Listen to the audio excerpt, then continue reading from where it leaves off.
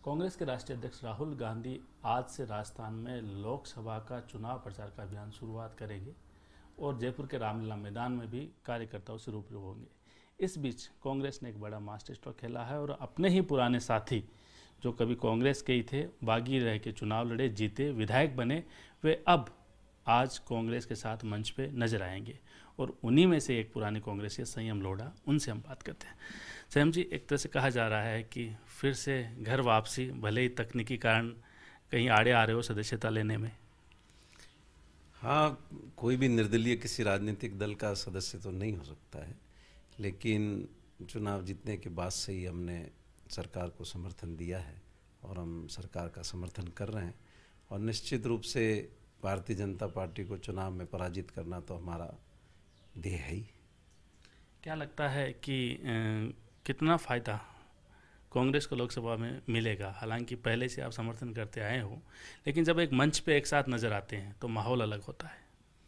नहीं, राजस्थान की जनता का मन क्या है वो तो आपने विधानसभा चुनाव में भी देखा है और इससे पहले उपचुनाव हुए उसमें भी देखा है और अभी भी माननीय मुख्यमंत्री जी अशोक गहलोत साहब ने जो निर्णय 2 महीने की अल्प अवधि में किए हैं, अपने घोषणा पत्र की क्रियान्विति के लिहाज से भी अगर देखा जाए तो लोगों का भरोसा सरकार में बढ़ा है और इसका फ़ायदा निश्चित रूप से चुनाव में होगा। ये जो मास्टर स्ट्रोक है संयम जी, सभी जो निर्दलीय विधायक है जो कांग्रेस कह सकते हैं विचारधारा के हैं, क्या इसके पीछे क्या रणनीति हो सकती है? किनका, अशोक गहलोत का तो चूंकि आपने जिक्र किया ही है, किस तरह रणनीति बनी होगी?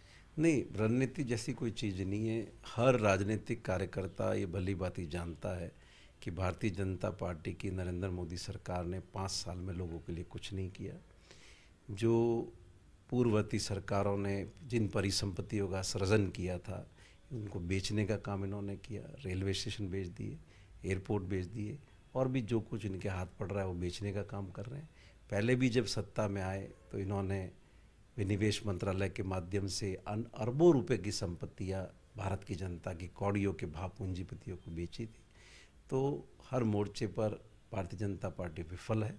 इसलिए हर जनप्रतिनिधि के रूप में नहीं, एक नागरिक के रूप में भी सारे लोग अपना एक कर्तव्य समझते हैं कि लोगों को जिंदा रखना है तो भारतीय जनता पार्टी को उखाड़ फेंकना है। आप तो चूंकि एक फिर से अपने परिवार से अप्रत्यक्ष रूप से जुड़ रहे हैं, क्या आप चाहते हैं कि और जो कांग्रेसी जो बागी होकर लड़े हैं या परिवार से बिछड़ गए थे उनको भी वापस से शामिल करना चाहिए, से प्रयास होने चाहिए?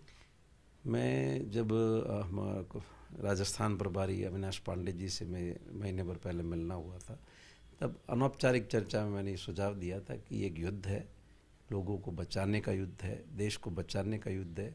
भारतीय जनता पार्टी देश को बर्बाद कर रही है, तो ऐसे वक्त में उन सभी लोगों को साथ लिया जाना चाहिए जो भारतीय जनता पार्टी को उखाड़ फेंकने का मन रखते हैं। तो मैंने उनसे ये भी कहा था कि निर्दलीय लड़ने के बाद भी जो लोग नहीं जीत पाए चुनाव में, उन सब का भी साथ हमको लेना चाहिए। सिरोही से आते हैं और जालौर सिरोही एक लोकसभा क्षेत्र काफ़ी महत्वपूर्ण है और अब काफ़ी चर्चा भी है। आपका क्या मानना है? अभी उम्मीदवार घोषित नहीं हुए हैं, लेकिन वैभव गहलोत की सबसे ज़्यादा डिमांड है। देखिए, हम सब ने, जालौर सिरोही के सारे कांग्रेस जनों ने पूरी एकजुटता के साथ अशोक गहलोत जी से ये विनती की है कि वो वैभव गहलोत को जालौर सिरोही से प्रत्याशी बनाएं और हमारे क्षेत्र की जनता का भी ये मन है, क्योंकि जालौर सिरोही क्षेत्र लंबे समय से पिछड़ा हुआ रहा है।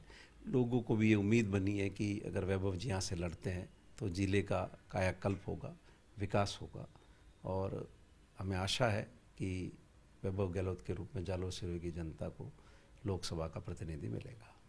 हनुमान बेनीवाल और घनश्याम तिवाड़ी जैसे कद्दावर नेता है वो भी संपर्क में है और उम्मीद की जा रही है वो भी मंच पे नजर आएंगे। इनके समर्थन से कांग्रेस को कितना लोकसभा में फायदा होगा? देखिए, भारतीय जनता पार्टी की राजस्थान सरकार के भ्रष्टाचार, उनके कारनामों के खिलाफ घनश्याम जी भारतीय जनता पार्टी के विधायक होने के बाद भी लगातार संघर्ष करते रहे हैं और हम सभी उनकी प्रतिभा से अवगत है। तो निश्चित रूप से अगर वो जुड़ेंगे तो लाभ तो नहीं। ये बिल्कुल जो है ये संयम लोढ़ा जो फिर से कांग्रेस का हाथ मजबूत करने के लिए आज रामलीला मैदान पर राहुल गांधी के साथ नजर आएंगे। अब देखना यह है कि जितने भी विधायक कांग्रेस के साथ जुड़ रहे हैं उनसे आने वाले लोकसभा चुनाव में कांग्रेस को कितना फ़ायदा मिलता है। कैमरामैन गोविंद के साथ Naresh Sharma, first India news, Jaipur.